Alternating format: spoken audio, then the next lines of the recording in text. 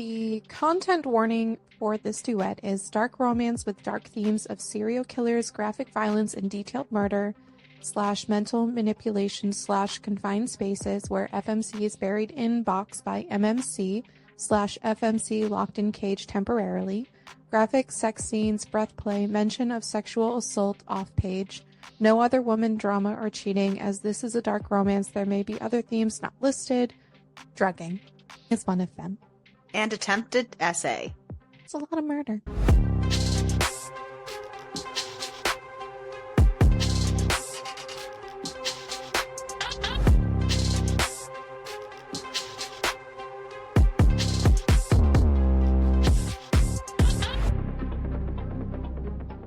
These books are about fucked up people. The end. Happy June. Lord.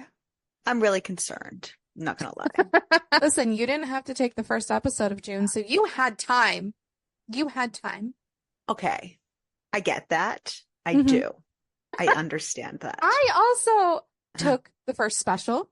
But I took the first episode. But I feel like that made it worse. Because now I had this whole extended amount of time. And my brain was like, oh, wait, how does this work again? You don't understand the amount of things I wrote down, so I didn't fuck things up. So this could either go well, because I wrote more than I normally do, which I don't normally write much, or this could go horrible. Do you want to take guesses? Okay. Well, on this fabulous June day, we are discussing a duet, much like our duet, except nothing like our duet. Pretty sure not. Just kidding. I'm 100% sure not. This book went in directions that I did not anticipate, but that's okay. I don't even know. I'm always just on the ride. I'm still like a little confused. Oh no. So today, we are discussing the Darkly Madly duet by Trisha Wolfe, and we are going to start out with book 1, which is Born Darkly. Can I tell you, I've been calling this the Truly Madly duet in my head the whole time, and that's not what it is. I was like, fuck, did I fuck it up? No, that's what I've been calling it in my head the whole time. I'm like, it's even written on my board as the Truly. It's not that. Okay, Savage Garden. I do love that song. It's a great song. Sorry, continue. Okay, so the first part of this duet brings us Dr. London Noble, and she is sitting on the witness stand in court. It's starting off so strong, you guys. I'm back. Oh God, our rating can't go down any further. She is sitting on the witness stand in court, and she is testifying for the defense of a man who murdered his wife in a delusion state. She ends up outing the prosecutor's own affair on the stand, basically telling him that he did a shitty job with the case and embarrassing him and winning leniency for her client. And after leaving the courthouse, the victim's sister throws a bucket of pig's blood at her. So, interesting start to our journey. Not quite sure where this was going at this point. But after many showers, the dude that she was testifying for was going to be the guy. Not him, by the way. Oh, nope. Rand, this is just a patient of hers. So after many showers and a change of clothes, London heads to her office for her afternoon sessions. So in addition to her other clients, she's contracted with the local correctional facility for 1 more year, working with convicted serial offenders. She's been doing this for 7 years and is ready to move on at this point. The warden brought a new patient in today in lieu of someone who I guess has been she's told has been transferred out. We later learned that that's not 100% true. I just feel like Ariel's going to give all spoilers the entire time, and it's going to be great. That what you're here for? So, this patient that he brought in is there as a last resort before being transferred to Supermax. He's being tried for the death penalty in 3 months. The warden wanted a guard to stay in during their session, and she's like, nope, that's not how I operate. She's like, I'm sure that if he was too much risk, we'd be conducting this session in a cell rather than here, correct? So she gets her way, and the guard leaves. So they start the session, and responses with this man are like pulling teeth. She learns that Grayson Sullivan, inmate number 614, has been convicted for 5 murders, but there have been no bodies to these crimes. There have just been blood and videos that they have recovered of him orchestrating their murders. He is known as the Angel of Maine, and people almost revere him as a vigilante. I look at him as a vigilante. Solid. Vigilante shit. Because all of his victims are bad guys, and he puts them in these like traps, and their punishments kind of fit their crimes. More on that later. She actually was very interested in the Angel of Maine killings, and she requested a visit with him a year ago when he was caught, and she was denied an interview with him. So, intrigue. A week later, they're still at it with another session, and we find a very observant Grayson and a frustrated London.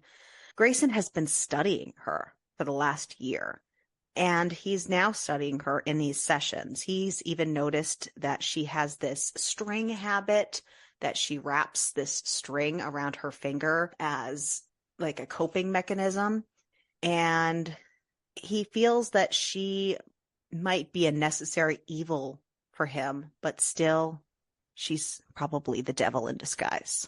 He also notices this scar on the side of her hand that is covered up by a tattoo of a key that's also covered up by her attempt of makeup to cover up the tattoo. And she doesn't realize that she rubs at it enough to uncover it. London ends up watching Grayson's victims' recordings. The first one that she watches is a trap for a pedophile, and he ends up putting this pedophile on a Judas cradle.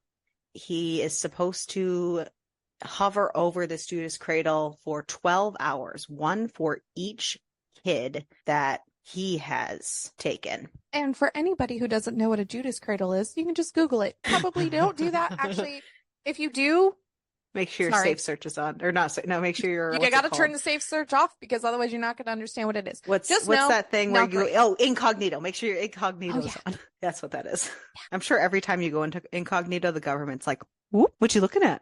Listen, I stopped incognito mode because my FBI agent who follows me around probably just needs a field day at this point. Yeah. The shit that I have Googled for specifically, not even in my own personal life, but like my podcasting shit is wild. If I ever became famous, I just need someone to completely erase my entire presence on the internet. Anywho, so this man is on this Judas cradle, and the deal is if he can stay on for 12 hours, he will be set free. Well, 6 hours later, he chooses death and begs for death. So he's let go and lets fully down his whole weight of his whole body onto this thing, and bada bing, bada boom, bye-bye, motherfucker. Yeah. And Dr. Noble is wondering if this is a hopeless case, even if she were to testify for him. Because the reason why he's there is because he's being tried in those 3 months for 4 more murders in Delaware. And Delaware has the death penalty. They're in Maine right now. And the 5 murders he's convicted of in Maine, he was just convicted as a life sentence. And while she's watching these videos, she's just wondering if the videos are enough that there's nothing she could say on the stand. So a month into therapy, things still haven't progressed much. Grayson is still trying to manipulate sessions and be the one asking the questions. And she's just getting frustrated. What do you want? And I want to live. And I want you. And she gives him a diagnosis of sadistic symphorophilia. Sure. That's as good as that's going to get. Unless Crystal wants to chime in. Hold on. She's going to Google it for me. She took like 2 diagnoses and smashed it together, so it might not even be a real word. Symphorophilia. Yeah, that's close to what I said. That's what I said in my head, but that's probably not what came out. Back in his cell, we learn that Grayson has been researching Dr. London Noble for the past 9 months since they first met, which I was like, does she even realize that they actually met?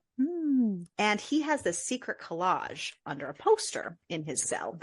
He's a little bit obsessed already. A little bit.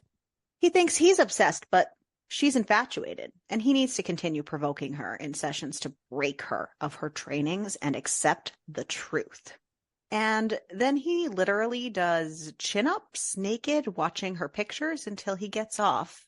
And to quote Spencer, hands-free. Hands-free, baby. Yeah, because, she quiets his need to self-harm, and he thinks that she's his salvation. Oh boy, this escalated quickly. So, cool thing that I'm going to be the only one who geeks out for a minute. We learn that London knows Sadie from the Visions of Red books. Sadie from Broken Bonds is in this book. So cool. Crystal's like, yeah, whatever. So it's not written like you have to know who she is at all. It's just written like London's friend. But she has a crazy story. So you can check that out if you want. I won't spoil it for you. But she's a little nutty too. So, anywho, it's a nice little cameo. If you know, you know. Cool beans. And she gets together with her. She's her friend from college. And Sadie kind of gives her a sort of therapy session to talk about possibly finally getting surgery to help with her back injury that she's had since she was in a car accident that resulted in her father's death. And also to talk about her strange attraction to her patient. Sadie confronts her and asks if this means she's finally ready to admit that she's not at fault for the accident and to stop feeling guilt. She makes a correlation for her need to seek mercy for murderers as like penance for like her own self thinking that she's a murderer. And that London identifies with Grayson because of who he is. She can't fault Sadie's logic.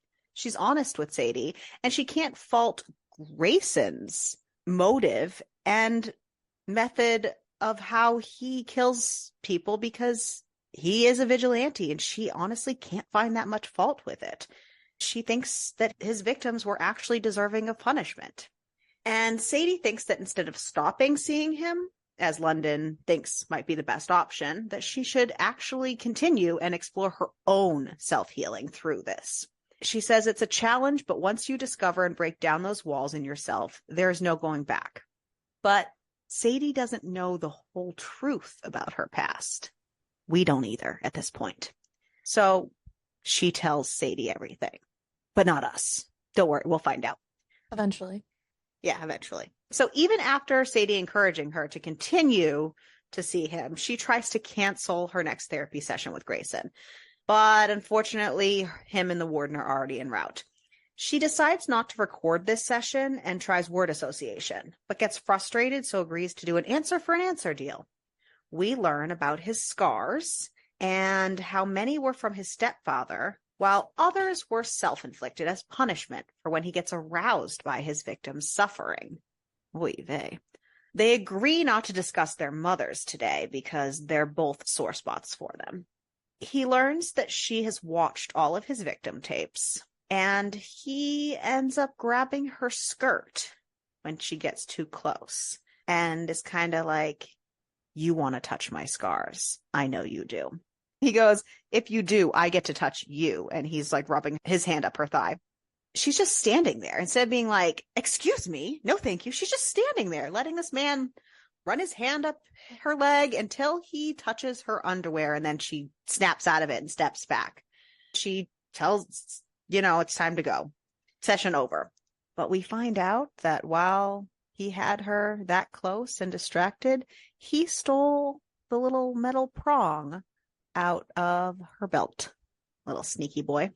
I mean, he's thinking ahead. Well, yeah. Well, he always has like a spider web of thoughts and things going on in his head. We should know that, and London knows this too, he is actually like a genius. Yes, an actual genius, like on paper and everything. So he is manipulative and 10,000 steps ahead of everyone at all times. In between appointments, London is approached by a Delaware detective trying to scare her off from testifying for Grayson, which, that's illegal, bitch. Could we not be doing that? Fun times. During the next session that they have together, London isn't into playing the tit for tat with Grayson that he tends to bring to the table. And she says that the next session is the last one, and she already has what she needs, so she doesn't need to play into his games. He doesn't like this. You know that prong he stole last time? Oh, he brought it with him. And he uses it to pick his cuffs while she's turned away at her desk, like basically ignoring his ass.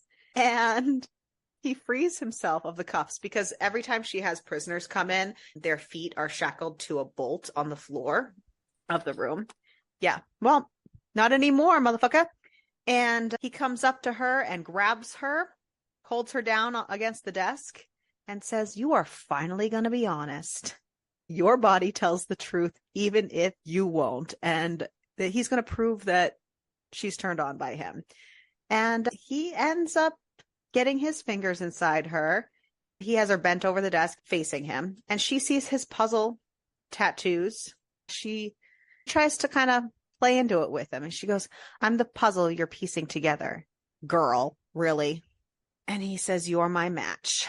And he fucking eats her out. And as she's about to come, he demands, he says, "Say it. Admit your truth." And then she just says, "Kill her." Like, where did that come from? And he knew. No. So, yeah. Once she comes down, she's like, "You need to go." And he's basically like, "Once it's unleashed, you can't let the monster back in." And she's, "Watch me." And she runs off to the bathroom. And when she comes back, he's shackled back to the floor as if nothing happened. And their session is over. There's a lot of like weird bits and pieces throughout both of these, and I'm like, Because he puts his lock back in and well aware. because the guard can't come in and have him be unshackled. That wouldn't be smart. And this man's a genius. Yeah. So London requests the final session to be at the jail so she can set some boundaries. He doesn't like this, nor does he like her saying that after the trial, they won't be seeing each other again. He threatens to tell her secret and that her father was a monster because apparently girls kept disappearing in her tiny town. He's been figuring all this out. This has been part of his like little murder board hidden behind his poster in his how cell. he's getting all of this stuff. The library at the prison, I don't know. This man's crazy, but like also a genius. I don't know. So apparently for years and years and years, girls kept disappearing from her tiny ass town that she's from. And her father was the sheriff there. And nobody did anything about any of these disappearances. And weird, they all stopped once he died. And he realizes that she figured it out and put him down. And we learn that she killed him with this key that he kept around his neck, because he used to lock his victims in the basement, and he held the key to the basement around his neck, and she murdered him with it. She stabbed him with it, and he bled out. And she's just like, "What the fuck?" And he's like, "It wasn't hard to put the puzzle together." And he's like, "What did he do with the bodies?" She's like, "What did you?" And she ends up telling him that they were buried. And he's like, "You should tell the families. They need closure." And she's like, "I will if you will. Like, those families don't know where your bodies are either, sir." And he asks her, "What did you feel when he was gone?" And she says, "Free." And it's too much for her. So she's just, "Guard."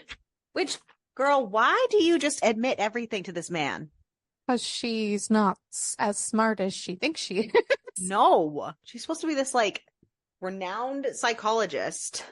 Good Lord. Anywho, his trial has begun.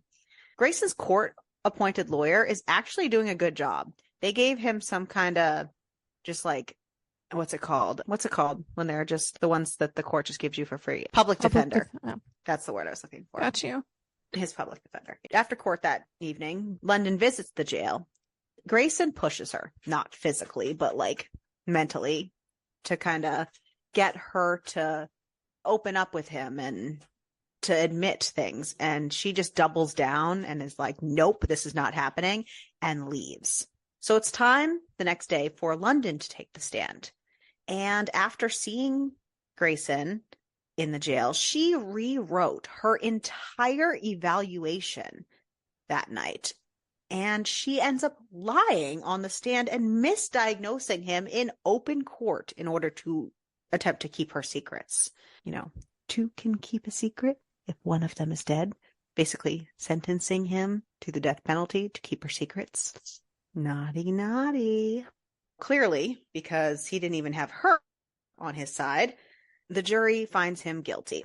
And the judge just says, anything to say? He says, I do, Your Honor. I proclaim that hell is empty and all the devils are here. And the courtroom erupts into chaos. The judge is banging his gavel, trying to quiet the outbursts. Meanwhile, Grayson all of a sudden collapses. Dun, dun, dun. Dun, dun, dun. So, little tidbit I didn't tell you because I wanted to keep it a surprise, a secret. Grayson had a good arrangement at the jail, which is probably how he got all that stuff that Crystal questioned earlier. But he slipped some cash from his account to the guard, and the guard got him some penicillin. And even the guard was like, why pay me all this money for this penicillin when you could just go to the infirmary? Why, you ask? Oh, because Grayson is very allergic to penicillin. So when he ingested it in court, he went fucking down into anaphylactic shock. So he is obviously rushed to the fucking hospital. So at the hospital, his plan is going beautifully. He uses this opportunity to overtake a guard and take his gun. He clocks him over the head and then uses London as a shield, who ran to the hospital with him. It uses London as a shield until the guard at the door backs down, and he can knock that guard out too. And he makes London takes the guard's clothes off, and he puts on the uniform and then uses London as a hostage to leave, and goes up the elevator shaft and out of the hospital. And he tells her, choice is yours. Back to your life of lies or one with me where you get answers. Everything that you're everything that your father kept from you, all of it. Yeah. Sorry. So they reach the bridge, which is where he was heading. And this is when she's like panicking, even though she chose to go with him at this point. She's panicking because she's like, where the fuck are we going now? She's starting to kind of like wanting to back out. And he's like, nope, you chose to go with me. And he brings her over the side of the fucking bridge. Dogs have trouble with water. I mean, everyone knows that. I mean, everyone knows that, but that's what he says quite a bit. Everyone knows that. Yeah, she's not doing well. So that back problem we mentioned earlier, solid. She is in a lot of pain. This man just took her over the bridge. She's been running. It's not going well. She's in pain. So Grayson steals a car and she passes out. And when she wakes up, she's cuffed to the side of the door in the car. And she realizes that he has been planning this all along and that he has been like 12 steps ahead of her the entire time, 12 steps ahead of everyone the entire time. And she's like, fuck. The catalyst to all this was her requesting that damn interview. So he brings her to this house in the middle of the woods and she demands to be let go. He tells her no, that she's been a very bad girl, and he digs a hole and puts a container box in and says, London Grace Noble, you're guilty of harboring a murderer. You desecrated your father's victims by burying the last girl and keeping the remains of all victims a secret. You hid behind the law, using it as a shield. As such, you're to receive the same fate as your father's victims. Yeah. He buries her alive in that box. That he does. To wait for her confession. There's a phone in the box with only the walkie-talkie feature working on it so that when she's ready to confess, she can confess to him. So, fun times. Cool beans. And she's not having a good time in there. It's real scary, real not fun. So she gives in and she agrees to dig up all the bodies to help her answer search. And so he frees her. She's pissed. I mean, this man just buried her. Understandably so. Yes. He says, save your energy. The first test is always the easiest. And she fucking passes out. Sorry. Singing the first cut is the deepest. So London wakes up to Grayson basically sponge bathing her in a bathroom. He says she was starting to smell and he leaves her alone in there to shower. And she finds that the doors and the windows are locked. So she just showers. And as she finishes her shower, he opens the door and he's shirtless. So she's distracted because apparently the good doctor just can't fucking contain herself. And she demands clothes. He clocks that her wrists are all cut up from the cuffs from the car ride and picks her up and hoists her up onto the counter to patch her up. And since he's shirtless, she sees 11 neat lines of scars on his chest. And they're clearly self-inflicted. She says, those for your victims? And he says, yes. Meanwhile, keep in mind, he's only been convicted of 5 from Maine and 4 from Delaware. So he's only been convicted of 9 murders. So that's 2 unaccounted for. And she says, am I number 12? And he says, I won't let that happen. And he starts rubbing his hands all over her, touching her, talking about their connection, their inevitability. And she decides to feed into it. She's hoping to get the upper hand until he's too close. And then she starts fighting him off. And she's like, I want out. Like, bitch, don't decide to play with fire if you can't handle the heat. Like, come on. Really, Ariel? But seriously, I know, like, you know who this man is. And you're like, I'm going to play into him. And like, and then yeah. And he's like, you chose this. And she goes, I hate you. And he says, you hate everything but me. And he pulls her off the counter and pins her to the wall. And he says, deny it. Tell me you don't want this and I'll stop. And he yanks her towel off, unzips his pants. And this fucking greedy little whore just says, fuck me. Like, are you fucking kidding me? Pick a goddamn lane, woman. Nope. So instead, he's probably fed up with her wishy-washy too, because instead of fucking her, he just jerks off against her and comes on her. Yep. So, oh, did that not go how you thought it was going to go? You poor thing. And she's mad. She's, you used me. And he goes, now we're even. So he leaves the room and she hears some rattling. And then she's like, oh, fuck. And she scrambles and tries to run out the door, but he catches her and cuffs her once again. And into her own celled room she goes. Yep. Dark, just like her father's basement. Because this man has thought of everything. Yes, he has. He accuses her of using her patients in an attempt to cure herself, which obviously Sadie already did that, so get in line, buddy.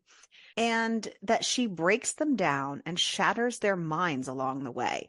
And he talks about one of her patients that hung himself after her, quote, success, unquote, with him. Mm-hmm. And she seems shocked by this. Like she didn't realize that this had even happened. And he leaves her in the dark to find some answers.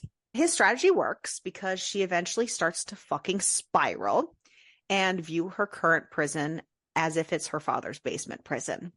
And she starts remembering, like legit remembering, and not even just like remembering what she hasn't told us, but remembering what she is even lying to herself about. Mm-hmm. And she realizes that this man was not her father, that she was actually one of those stolen girls, and he just kept her.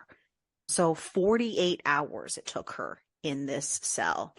And Grayson was watching through a camera the whole time, which she was right on. She called him out on that. And that little lying little fucker told her that he wasn't going to do that. And he did. Mr. Lie, pants on fire. And he realizes that they share this truth. That's why their souls call out to one another. They're both stolen children. raised by monsters. We find that he has been preparing her actual trap and that she is now ready for it. So he goes in, and after she had all this realization in the dark and she finally passed out from exhaustion, and he tells her that it's time to wake up and asks if she's ready. She's understandably angry with this whole thing. And she sees that he has this black gown in his hands, which, what the actual fuck? And he says, take off your clothes. And she's like, fucking no. And he's basically like, you want more time in the cage? Like, really? Right. Like, we don't have this kind of time. And so he grabs her to do it himself. And she fucking stabs him with the dinner fork, because that's the only thing she had was a plate of spaghetti with a fork. I mean, fair. And yeah, she had water and spaghetti. And like, why would you give her a real fork? What are you, new? No, he's got his reasons. She takes off out the door and gets caught on tripwire. So he did have fail-safes. And he grabs her by the neck and squeezes until she passes out. So London, of course, wakes up in the dress. Who could have seen that one coming? And she's tied up in a chair in the string that she loves to use to wrap around her finger. And he's like, you're going to eat. You're going to free yourself on your own. And then you're going to follow the screams through the maze to your test. And then she realizes that she can hear screams in the distance and can see a maze. And like, what the actual fuck is going on? And then he just sits there and continues this pretense of dinner with her. Like, he asks how old she was when she was taken. She doesn't know. He was 7. Like, they're just having this, like, he's trying to have this conversation with her. And she is coming through this fog, like, and remembering things that she was, like, remembering through this. And she realizes that her sister was there with her, that her sister was one of the older girls that were there, and that she was one of the ones that had been killed in front of her. And he shows her news articles of her former patients that later took their own lives. So that's great dinner conversation. All of this is just great. And he accuses her of killing them. He says, I'm giving you a choice. And after this, there will be no more choices. This is the finality of us. A year ago, I was stalking a man when I was taken into custody. Now he's yours. My gift to you. And she's like, you can't do this to me. I won't play this game. And he's like, so you'll what? Go back to real life? Confess? Go to prison? Do you think you're above taking a life? She's like, yes. Well, let's find out. He's like, you have until morning to free yourself, run the maze, find him. You can either free him through rehabilitation, which she doesn't believe in, or you can end his life. And he takes off. So after she frees herself, she runs and she's looking for a way out. Not the maze, obviously. She's looking for a way out of the yard. And all of a sudden there's this speaker with his voice warning her of the electric fence that surrounds the property. Yeah, the only way out is the maze. And she's almost wondering if she can even trust her own mind at this point. She's wondering what would happen if she just sat there, camped out in the dirt all night. But she did take an oath, and she needs to try to help that man. So she heads into the maze. The maze where a canopy of tinkling keys marks her way. Oh, boy. So she finds the man. He's suspended over a tub of sulfuric acid. Yeah. So Speaker Man, there again, says, you must follow the rules. There is a path you must follow to save him. Each set of keys has one that will raise him and one that will lower him. And then there are 2 special ones at the end, one to set him free and the other a kill switch. Every confession you earn from him will help highlight the right choice for you. Roger, who we learn is the suspended man, is a pedophile with 7 victims, 4 that were murdered at his hands. The most recent of his victims has not yet been found. Oh boy. She tries randomly grabbing a couple keys, refusing to play Grayson's game. and they both lower Roger. And so then she just sits there and is looking at the tank and looking at the mechanism holding him, and she's trying to work it out. And she yanks another one down, and that didn't work either. And so she's like, tell me about your victims. And Roger's, what do they matter? Where's the boy, Roger? I don't know what you're talking about. You took a boy, you have him. Is he alive? And she kind of like touches a key and like rubs her finger along it because he's getting pretty close to that acid now. And he's like, fine. Yes, he's alive. And so she pulls the key. He's lifted higher. And she realizes that Grayson's manipulating this. And it doesn't matter what fucking key she touches. It matters what he says. So she asks him, where is he? And he's, if I tell you, I'll go to prison. Prison or death, buddy. And she pulls another key down and he lowers again. And she's, how did your victims die? And he is barely keeping his feet out of the acid. Like he is like dangling and having to hold his feet out of it. He's like, shit, all right, I choked them. And oh, he goes higher. Tell me where he is. And he goes, let me go and I'll show you. How do you know? How do we know that you won't do it again? And then he starts insulting her and calling her Crystal's favorite word. And she's just had enough. In so long. I know. And she's just had enough. And she just grabs this beautiful looking key and just yanks it down. And he fucking goes into that vat. And all of a sudden, Grayson's arms are around her. Our first kill. Fucking man is so unhinged. And she just says, I may have passed your test, but failed mine.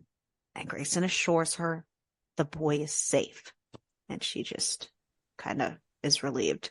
And then she is left with just feeling the moment and realizing how it feels to her. And she's like, how will we ever stop? Filling the void is an endless cycle. And he says, we never have to stop. And he starts kissing and biting his way down her body. And she says, take me. And then they lay under the canopy of the maze and do their thing. And they just enjoy themselves until London falls asleep. And it was this point of the book that I was like, wow, this is taking an interesting direction. Like even more so than she's really wild. Yeah. And Grayson is just lying there thinking that there's only one way for London to be free. So London wakes up alone, cuffed to the same suspension that held Roger, while the house burns in the distance and there are sirens everywhere. He didn't even give her the choice. He just did all this. Apparently, there was an anonymous call with a tip about the boy that had Grayson's name and that address attached to the number. And so they find her, they rescue her. There's this man called Agent Nelson with the FBI that takes her down, and she is, call the press. I have an announcement. So Grayson's listening to her press announcement in an RV on her childhood home's property, listening to her confess to the man who took her being a murderer and a kidnapper and not the sheriff that the town thought he was, and that she knows where his bodies are and that it was all repressed memories that have now come to light due to this terrifying experience of being kidnapped by Grayson. And Grayson's listening to this and he goes into the house and checks out the prison that her father had made to make sure that there's no evidence of her down there because they're about to swarm the place. Doesn't want to have anything that can hurt London, don't you know? And then he leaves her a clue. He leaves her a dried clover. And that's the end of book 1, the end of part 1. So book 2. Yes. Book 2 is called Born Madly. And that is the second part of the duet. And it just, I feel like book 2 was where everything went off the rails. Most of the time that kind of happens. Things kind of speed up in the second half of duets. The first half is the issue that I had with book 2 was I felt like London's personality did like a full 180. Really? Yeah. I don't know if I felt Or she took a that it did big a turn. 180. I like was reading it. I was like, oh, okay. So like you just basically gave up on everything that you held. Like I understand like a bunch of I memories got unlocked, disagree. but I think she just stopped holding on to the farce of. yeah, but after spending all of those years of But onto that to Sadie called just her out on it before Grayson. Grayson called it her was out on just it. a Like, so little I shocking for feel me at first. like I was like, okay, she so was taking all those steps ahead of time, but it was all just kind of like she was going through the motions of pretend, and now she doesn't have to. yeah. So to me, it wasn't as shocking, but Anyways. to you, it was. Yeah. Yeah. So part two picks up 6 weeks later after the end of part one. And London answered Grayson's dry clover clue with a clue of her own. The next time that she was on the news, she held a blue bar napkin in her hand. Randomly, it was very out of place. She just held onto a blue bar napkin. So now they are meeting 6 weeks after their parting at what is called the Blue Clover. And he thinks it's too soon for them to be meeting. He wants her to prove that she's ready. So he asks her to choose. This man is all about making choices. At least he gives choices. I mean, kudos to him. And he says, That's what he needs to tell trust himself. your instincts. She And does not she have good just instincts. looks around the crowd and finds a man and points, and he says, then make a scene, baby. And so London fake drunkenly stumbles into their mark, because that is what this man is. She was picking a mark for them. That's what I'm Like, saying. what Like, the I fuck? feel like that, like she went from trying to hear out this man and understand his brain to now we're just gonna pick marks together. Well, when she killed the last one, she literally said to him, how am I ever going to not do this? Because now that she's had this taste for it, she's like, filling the void is an endless cycle. And he's like, we never have to stop. And now she's had 6 weeks of this is all she can kind of think about. She's been freed, and now she's back caged into this, like, everyone's watching her. And now she's with him again, and they are. Yeah, okay. She's still hesitant. I felt she was still hesitant through this whole scene. Okay. I kind of felt she was.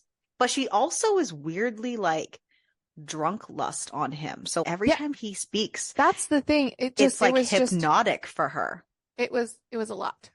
Yeah, it's like it reminds me of a cult leader, because every time he speaks to her, she's literally like drunk lust on everything, hanging off his head everywhere, and it's like instantly, I'll do whatever you want, sir, kind of thing. Yeah, it's so weird. Their dynamic is wild. Yeah.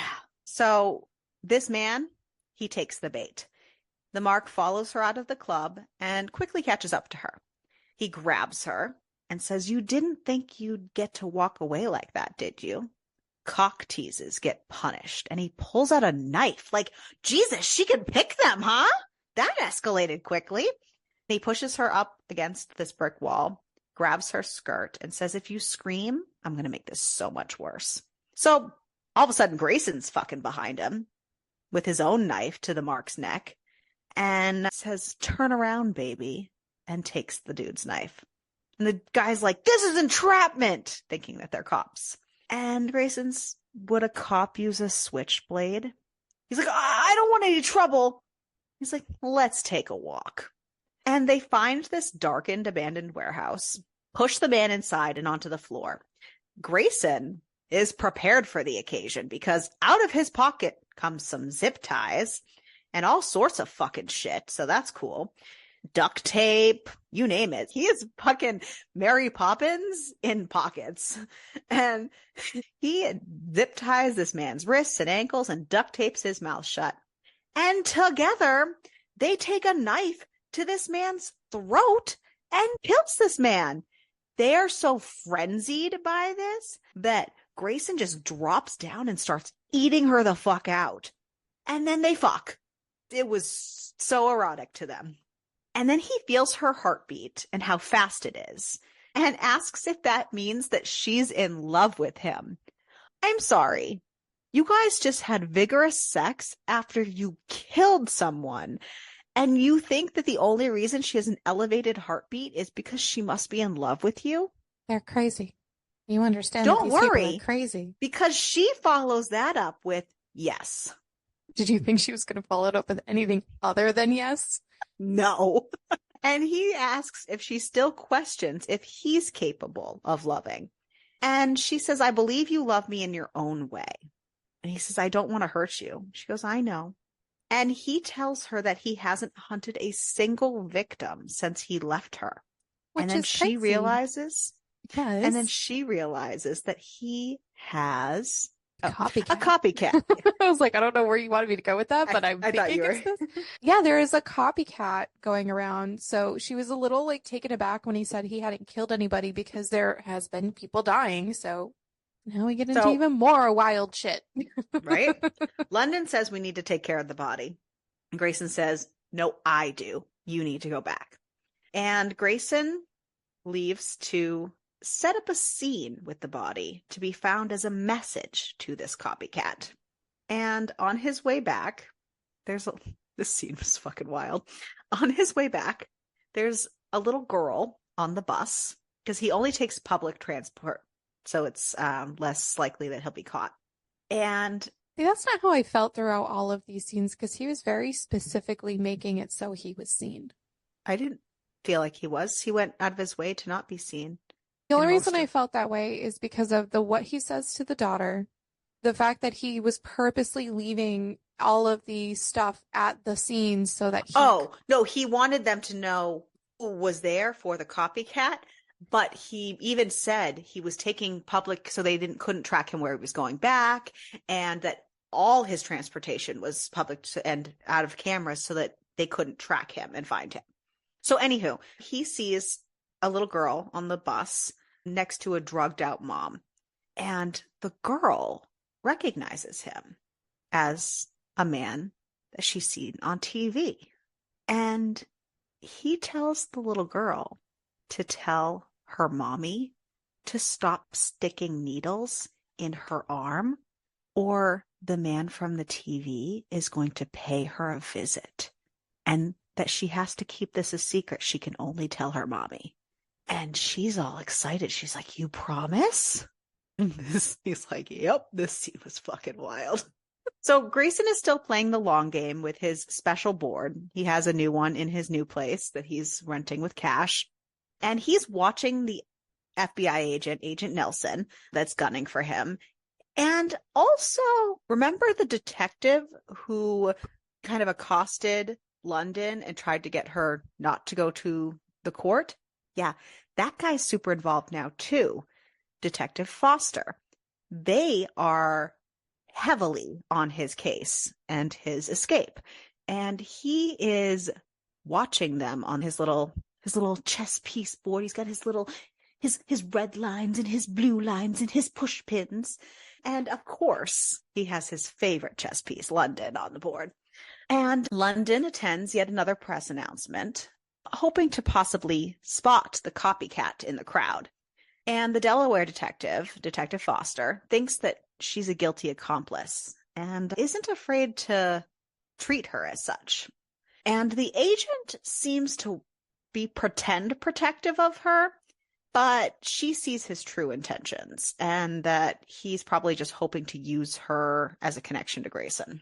So the copycat has struck again, dumping a body in a similar fashion and place as the bar rapist that they just dumped. And London is unhappy with her choice to stop having criminals as patients because she hasn't been seeing criminals as patients since this whole 6 weeks of Grayson on the run. Regular people are emotional and boring. She's not having a fun time. And London finally gets the call from Agent Nelson on the identity of her sister. Her sister was Mia Prescott.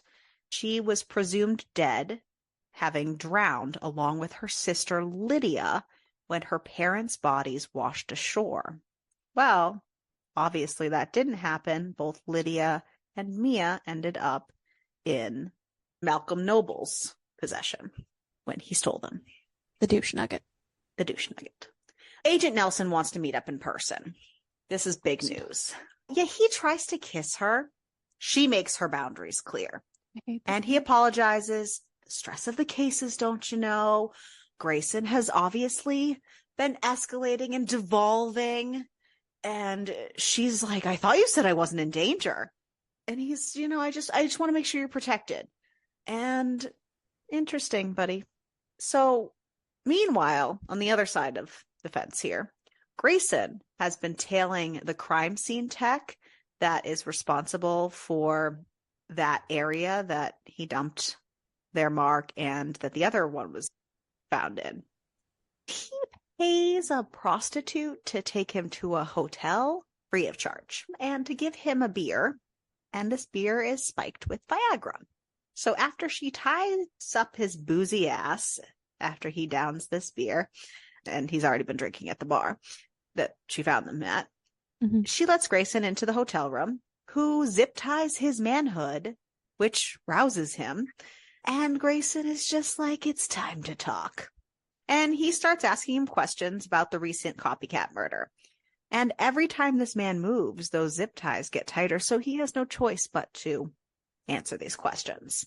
And Grayson gets the answers that he wants, and so he says a few hours, and everything will deflate down, and you'll be free.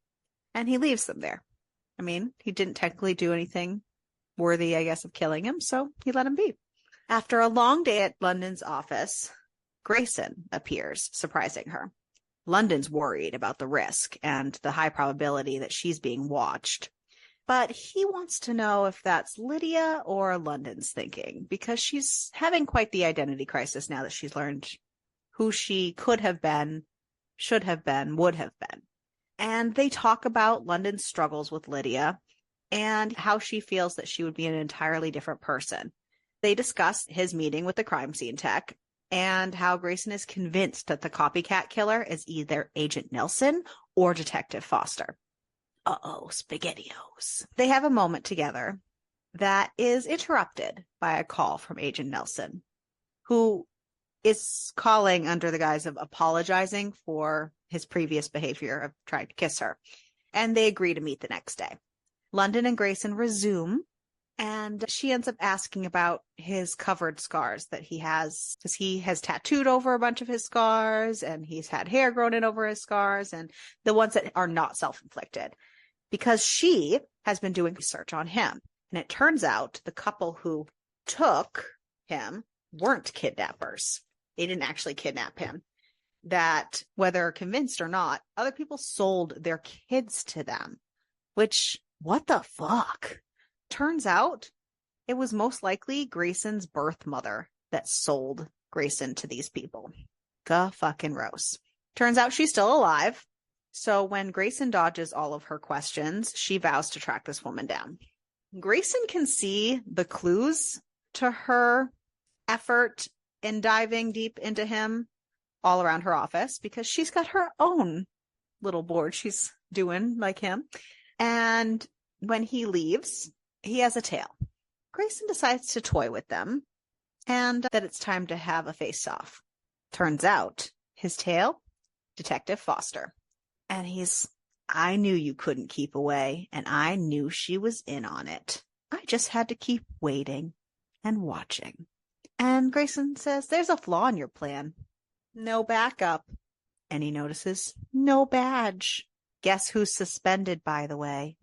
That's Detective Foster. He was taking the case with Grayson a little too far and a little too obsessively. Grayson's just like, I can't let you go. I've taken too many risks lately. And Foster lunges at him, which Grayson was not expecting. So it takes him off guard for a minute, and Foster's able to grab his knife. He's like, you cost me everything. So Grayson's obviously fighting back, and he ends up overpowering him because Foster's not in great shape. And he stomps on his wrist to take his knife back. He's like, I gotta make this look good. It would be too embarrassing for you if I got away too easily. And he breaks Foster's arm and cuffs him to this broken headstone because they're facing off in this cemetery. And he says, you have two choices. You can chew through your ankle to get free or call for help. And he gives him a phone. And he goes to walk away. But Foster just can't leave enough alone. So he starts yelling, just tell me she's in on it. He's like, oh, you just can't leave it alone. And he grabs Foster's gun that's lying on the ground there. And he says, ever play Russian roulette? The rules are simple. Answer honestly, and I don't shoot. And he says, have you ever harmed an animal? And Foster's like, what? No. And so Grayson takes a bullet out and continues on. Apparently, there were 13 questions he could ask because they're on their last one now. And Foster's like, what the fuck? He's like really not liking this. And he's like, it's not really Russian roulette unless you take a turn. He's like, fine, okay. Rules should be followed. And he gives Foster the gun. And he says, you have to play by the same rules. Of course, Foster doesn't. And he just pulls the trigger to shoot him. Luckily, there was only one somewhere. So gun click. Jammed. Yeah. Oh, I thought the gun jammed. Oh, no. He had taken most of the bullets out by that point. So it was empty. He's like, no one passes their test. And he goes, well, except for London. And Foster's basically like, is that how she's alive? Is that what happened? He's like, you'll have to think about that, and shoots at him. Well, we find out that don't worry, he missed on purpose. Foster's in the hospital. He's okay. He even put London on his visitors list. Apparently he's Team London now. And I believe she's the only one. Yep. The only one. Yep. Agent Nelson escorts London to the hospital. It seems Foster doesn't think that she's in cahoots anymore. So, cool beans. Everyone thinks it would be safer for her to relocate. So she's going to go stay with a friend. That friend is Sadie. Remember from the beginning. So London goes to DC to see Sadie and convinces Sadie to book a flight in her name to Ireland and let her use her passport and credit card. And then they switch phones and credit cards. It's because she showed up literally dressed exactly like Sadie and with the eyes and everything. And Sadie was just Sadie color contacts. Hold on, let me go get my passport. And she goes, for what? Bitch, you knew exactly what was going to happen. Oh, yeah. Like, well, she didn't think that Sadie was going to go along with it so easily. She should know better. Ariel, I guarantee that's her friend. If I showed up to your house. Here you go. Randomly dressed like you. No questions asked. Here's my wallet. Here's all of my things. Yep. You need a shovel? Hold on. Right. So. You live in the middle of nowhere, so. Right. London finds Grayson's mother in Ireland at a psychiatric hospital. She is an unresponsive schizophrenic. London learns that his mother thought of him as a demon and tortured him up until she sold him. What a vile woman. Yeah. And I think it was to family members too, I believe, because it was. Yeah, his her estranged uncle or something like that, but she knew he was bad news. Yeah. So he was going to take care of the demon. Yeah. Yeah. So she decides to make one more stop before she has to leave because she only has a small window, and it's to his childhood home before he was sold. And she finds the greenhouse and the pit where he was mostly held. Lovely. His family's a real treat. Yep. So Grayson, meanwhile, has been trailing Agent Nelson. And Nelson has laid a trap. And Grayson followed it because he wants to get to the bottom of this. Grayson follows the blood trail and finds this dead woman. And Nelson there waiting with a gun. And he says, empty your pockets. Nelson starts slashing himself with Grayson's knife while detailing how he's going to spin the story. And he starts taunting Grayson about London. So, of course, Grayson lunges at him and punches him. And Nelson pistol whips him just in time to a siren. It's Detective Foster with backup this time. Nelson is not fucking happy. That did not go according to Nelson's plan. And Nelson... Plan it did go to? But you know whose plan it did go to? Grayson's. Yep. Exactly. And as the Taylor Swift song says, he is a mastermind. Yeah, right? This whole book is dedicated to Grayson being Taylor Swift's mastermind. So Nelson kind of gets close to him and whispers as Grayson's being cuffed and says, "A lot can happen between holding and prison." And Grayson just turns to him kind of like, "You worried about what I might say?" And Nelson says, "Only if you're worried about your doctor. It's pretty vulnerable lately." Oh, this does not make Grayson happy. London makes it back to DC to switch out with Sadie and then boards a plane for Maine. And on the plane, she starts going through her notifications on her phone because she just opened it back up. And she learns about Grayson's arrest. So she heads straight to her office, and Agent Nelson is waiting for her. He says, "You can stop lying now." And she says, "You need to leave." "No, I need what you gave Grayson. You're his muse." And she's, "With Grayson behind bars, who will take the fall? Have you thought this through?" He says, "Suicide rates are up. You just couldn't handle it." If And it's not she's made just, clear, guess who's the copycat? oh, we knew that. Yeah, we knew that when he just, I oh, did we know. not? Oh, yeah. No, we did not say So, it. yeah, Grayson figured that out when he went through all the questions with Foster. That's why he left him alive. But yes, sorry. That's fine. I thought it We was just didn't obvious. say that. I didn't. Yes, Okay, my bad. it's obvious to us, My bad. My bad. but My sometimes bad. we want to at least say My it. bad. In case anyone's curious. My bad. Well, and the fact that Nelson literally killed a woman to set a trap for Grayson. I'm just saying. But yes. Anyways, he asks her, "Who slit the rapist's throat?" And she says, "I did." And he says, "You killed Malcolm Noble." And she says, "Prove it." And he fucking backhands her. And he says, "I don't have to prove it. I just have to get rid of the loose end." She says, "There are witnesses." Like, she just walked through reporters to get to her building. So he had to have too. And he says, "No one will question me. I'm the fucking law." Ugh. My question is doesn't she have a secretary, especially if she's at her office and they're not hearing any of this happening? It was not a regular work day for her. She just went there to get a couple things. Okay. I'm just saying. And she kind of taunts him. She says, "You'll always be in his shadow." And he says, "Guess I need to taste the muse for myself then," and unzips his pants, pulls up her skirt, and has her bent over her desk. And she, meanwhile, is like frantically like reaching and grabbing around her desk, looking for something, anything. And she finds a letter opener, grabs that, stab to his leg, which gets him off of her so that she can scramble away. But that's not enough for her. So she comes back and kicks him in the balls and goes under her desk and grabs the key that is taped under her desk. That was the murder weapon that she used to kill her father, and runs. She jumps in a cab and says, "Take me to the police department."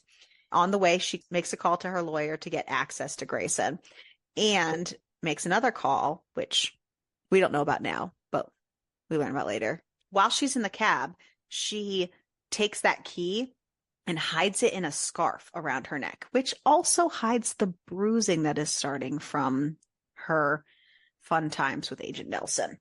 So she goes and sees Grayson, and she gives her scarf to Grayson. And she tells him, "He's going to take me. Let him take me." And the guard times up, and Grayson slips the key from the scarf just in time for the guard to be like, "Drop it." And he drops the scarf. So 1 month later, which at first I was like, what the fuck? London is packing up her office, closing her practice. The warden has signed off on the end of their contract. Grayson escaped and has not been heard from since. Agent Nelson has also not been heard from since the day in her office. She told Detective Foster all about the attack. That was what the phone call was in the cab. And he even took evidence. Turns out the FBI was already investigating Nelson for his strange behavior and obsession with Grayson's case. And as she leaves the office, someone approaches her with a package. It's a box with a clover in it. So she follows the clue and she goes to the blue clover once again. She's not surprised to have Nelson there waiting for her. He tells her not to make a scene, not if she wants to discover what he has done with Grayson. He leads her out of the club and to the same abandoned warehouse they took that rapist dude from the Blue Clover last time. Weird. She sees that the trap has been set, recognizes it. He sees that she recognizes it and says, I can't take the credit, but I'll take the prize. And to the neck, he drugs her. Grayson follows Nelson's breadcrumbs left for him and finds London strung up over, yet again, a vat of sulfuric acid and her padlocked to a pulley system. And it seems to be on a timer, lowering her each minute. Grayson's irritated with Nelson's need to copy yet again and his lack of originality. And Nelson shows Grayson the bin of keys surrounded by razor blades and says that he is to find the keys to the padlock in order to save her from that. Grayson, he knows that saving London is the priority, so he digs for the keys, cutting up all his arms. And he finds the right keys because he is no dummy. He looked at those locks. He looked at what key could do it, and he can feel what key would fit inside what lock. And he unlocks London just in time, just as her toes start to graze the acid. And she's warning him. She says, this isn't the whole trap. And he says, I know. She says, the razors. And he says, we're dipped in poison. And he can feel the poison working through his system. He knows he has like 15 minutes before he fucking dies, or 20 max. And he says, take the switchblade from my pocket. And Nelson says, oh, this is just perfect, because he thinks she's going to kill him. And it's all just going to be a beautiful ending. She's worried and she's like, what? And Grayson just whispers to her, trust. And she puts the blade to his neck. She says, close your eyes. And he says, no, I want to see the satisfaction it brings you. And she starts to move the blade along his neck when all of a sudden, drop the weapon! It's Detective Foster on the scene once again. And Nelson turns with his gun and turns it on Foster. And he says, she can't. She doesn't have a choice. She has to kill him. And Detective Foster is like, what is going on? And London tells him that he's been chasing a copycat this whole time. Foster is like, I knew something was off with Nelson. And Nelson shoots Foster in the arm and grabs London. He says, you're good at being a hostage. Don't let me down. And she sees Foster trying to line up a shot and goes limp so that he can shoot. But he misses. Foster's a shitty cop. I mean, yeah. And Nelson lets her go to take shots back at Foster. And Grayson attacks Nelson from behind. Meanwhile, the three of them are all up on the platform. BTW. Which I did not realize quite at first that Nelson had gone up to grab her there. Grayson had grabbed her from the pulleys and they're on the platform. But I didn't realize quite that This whole that's how he got to section her. fucked me all the way up. It's like, what is It going makes on? sense, but Grayson attacks Nelson from behind, grabbing him and holding him around the throat, making him drop the gun. And London takes the knife and stabs him, and then she pushes them both off the platform towards the vat. I'm going to tell you right now that all I could think of is Ariel probably wishes the book ended here. So then all of a sudden, she's trying to scramble towards the edge to look into the vat, and Foster grabs her from behind saying, don't look, you're safe. They're both gone. You're safe now. And by the time the authorities arrive, there are no remains left in the vat. Just a couple of goop and It's giving bones very that can't be much- recognizable. I'm sorry. It's going to be so out of pocket. It's giving very much. Have you ever watched Who Framed Roger Rabbit? Probably at some point in my life, but I don't. It's the cartoon Right. with Jessica where they dip the tunes in the vat to like disintegrate them. You know what I'm talking about? Yes. So That's all I could And think yes, of this whole time. I did think that this was a fabulous ending, and I was like, what the Ready fuck? for it to be over? And The book's properly not over, like, guys. I was properly like, wow, They did it. I also thought the same thing. And then the book kept going. And I was like, thank you, Trisha Wolfe, for ending a book like that. You got me. And I was like, oh, whoa. But then there was a next chapter. There was another page. Yeah. And I was like, what the fuck? So the book's not over, much to my sadness. So yeah, 6 weeks later is the next chapter. And London is living in San Francisco. She set up a new practice, and she makes sure to have the same routine every day and walk the same path and do the same things every day. She's having coffee on a bench in a park at the same spot she does every day. But today, there are 2 keys dangling from the tree above her. She grabs them and follows the same routine back to her office and sees that they are storage keys because she doesn't want to, have suspicion in case there are people watching her. And we find out that she left the design for that trap along with the blue clover info in her office, in her little puzzle area for Nelson to find on purpose. And she ends up taking a new route to the storage yard, carefully making sure that she's not being followed. And she locates the corresponding unit, and it's empty except for a snow globe, which leads her to go to Alcatraz Island. And she takes the prison tour. And she takes the tour all the way almost to the end when all of a sudden a hand slips into hers. Grayson, who goes by Kane now, is there. Apparently, there was a hidden compartment behind the vat under the platform, and with the right leverage of pushing Nelson's body into the vat, he was able to propel himself into that compartment, and they had an antidote hidden in a nearby storage unit. Yeah, there was a lot that went into this. They really planned this out. Yeah. So then we get an epilogue where they're scoping out their next victim. We learn that they plan to move around after each kill, and that is their life plans. And that is the end of the Darkly Madly Duet.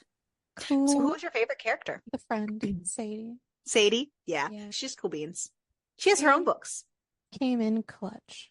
No questions asked. Just was like, okay, peace out. Sounds lovely. And stop listening for like 15 seconds if you don't want to know this about Sadie. But she has her own man that runs a BDSM club. So there you go. Who likes some ropes. Okay. Who was your favorite? Sadie. Who was your least? Honestly, both of the detectives. Obviously, one because he was a murderer and the other one because he's a dingus. Yeah. And the parents. Well, like how often do we actually get a book with yeah. decent parents? Yeah, that's true. Yeah. Especially when we dive into the dark romance. His mom. Yeah. Yeah, his mom. There's a reason why they have problems. Trauma. Yeah, I agree. Not everyone with parental trauma kills people. So yeah. Right. Very true. I mean, I don't. So it's all good. Okay. So for the full duet itself, Goodreads gives us a 4.1. Amazon gives us a 4.4. Totally realized it did those backwards. Don't even care. That's okay. What did you rate it? Like a 4. Like total, I guess. Yeah. Because I rated the first one, I think, a 3.5, and I rated the second one a 4. But I think in total, I would give the whole thing a 4 if I had to rate it as one. Yeah, if I'm going to do it that way, I would honestly, if I was going to do it the way you did it, I would do it the same way, 3.5 for the first book and a 4 for the second book. But like all That's only because that's how I did it. But if I read it as the omnibus, I probably would have rated it a 4. Well, my Kindle's still doing weird shit, not letting me rate stuff. So mine didn't either on these, only because I opened them when I wasn't in Wi-Fi. I'm always on Wi-Fi. Pick up. I opened them at school, so I. Oh yeah, no, I opened them at home. Gotcha. So, but yeah, all right. Yeah. Oh, do we want to do cucumber? So yeah, cucumber. Here's the thing about the cucumber rating. There was not a lot. No. In this book at all. No. So I want to give it like a 3. I agree. I wish we've agreed a lot on this book. Yeah. Yeah, we did. Weird. A lot of the criminology and stuff took a front seat, so that the cucumber stuff took a back seat. Survivability. I'd be dead. Yeah. I probably would be dead too, honestly. Honestly, with the amount of trauma. If you're going to bury me alive. Yeah, absolutely not. No, I Nope, would no panic thank too you. much and do it. Here's Yeah, the I thing. would So literally die of a heart attack. if I'm repressing memories, there's a very good reason why I'm doing it. And if someone gets it so all of these memories come back to me, I will no longer be alive. Right? Like There's a reason I I was suppressed those. so yeah, this one was a funky one though. This went in a Yeah. different direction. It was interesting, I but wasn't actually, I'm gonna be fun. honest, I forgot what it was about. All I had in my head See, was and doctor this falls is why when for I tell you that patient. I can't read a book a week in advance, this is the exact because I don't remember the blurb most of the time either, but I or sometimes know. it'll come back to me as I'm reading. Yeah. I feel like I would not do well. I'd be No, dead really big fat quickly. no. So yeah. Bury me alive. Well, Okay, I'm just dead now. let's see if next week is a little lighter. Yeah, let's see how the rest See how continue. we're gonna continue June. Do I get to keep taking a break? Let us see. Blah, blah, blah. I don't know what that was.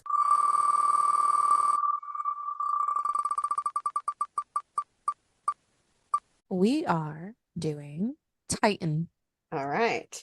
And it is a smaller book, but it is over 250, so it is me. Titan is by Gillian Graves, and it is a gargoyle daddy dom romance. I found this one on TikTok.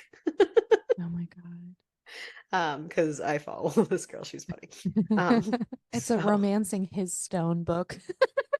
Yeah, hilarious. When former child star Juliana Novak loses everything to her shady managers, she'll do whatever it takes to win her independence back, even if it means rushing to find a new sugar daddy. When Titan, a wealthy businessman, makes her an offer she can't refuse, she soon realizes he may not be what he seems. His curved horns, massive wings, and ribbed prehensile tail, however, more than she ever bargained for. Leader of the last surviving gargoyles, Titan knows what desperation looks like, and he recognizes it in Juliana. The heavy weight she carries is one he's able to bear, and one he finds that he wants to. Juliana needs a daddy, and Titan is ready to be that firm hand, and more that she needs. When his missing supernatural artifact and her financial troubles unexpectedly align, Titan and Juliana find that a single night together won't be enough. Confronted by old enemies and diverging paths they once followed may no longer be the destiny their hearts desire. I feel like you would have wanted me to only do this book so you could simply hear me cringe visibly saying the word daddy, probably. And it's a novella, but yes, also that. And it's fun, and you usually like these fun ones. That's true. So join us next week as we dive into the world of The Daddy Dom gargoyles. gargoyles. Because why not? Make sure to keep reading. And keep it smutty. I was going to go somewhere else with that, and I just Gargoyle smutty. Keep it smutty, Daddy. Keep it smutty, Mommy. Ew, I hate that so much. I'm gonna do that again. No, thank you. No, thank you.